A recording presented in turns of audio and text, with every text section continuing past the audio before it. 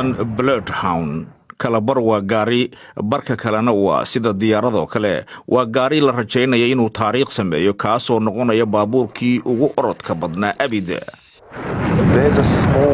waa goob aad u qurux badan oo aad u isticmaali kartid rikoorka xawaaraha degdega waa inaad isku daydid inaad heshid goob si wanaagsan u fidsan oo dheer laakiin sidoo kale si joogto ah biyo loogu daayo.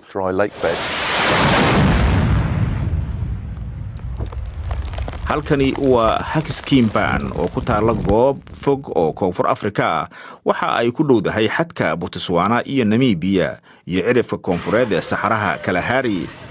xawaaruhu waxa uu ka dheerayaa dhawaaqa samaynta wadadu waxa ay qaadatay sanado diyaar garow ah inta badan xubno ka socda dadka deegaanka ayaa hawshaasi qabtay.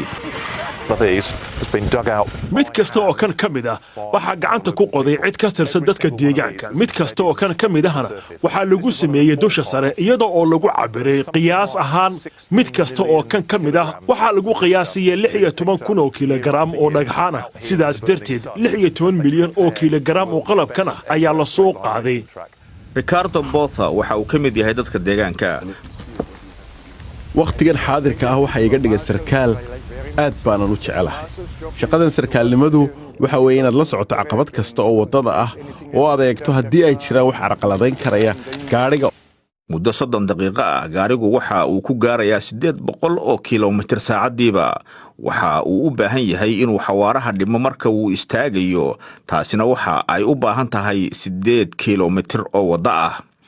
orod kasta waa uu kooban yahay waana mid halis ah siyaabo kala duwan. haddii hal qalad loo galo waxa ay keenaysaa masiibo. laakiin orodkani waa mid lagu guulaystay. Bloodhound waxa uu ku orday wax ka badan 1,000 kiiloomitir saacadiiba. haatan qorshuhu waxa uu yahay in Bloodhound uu ku laabto Koonfur Afrika mustaqbalka dhow oo uu ku ordo 1,600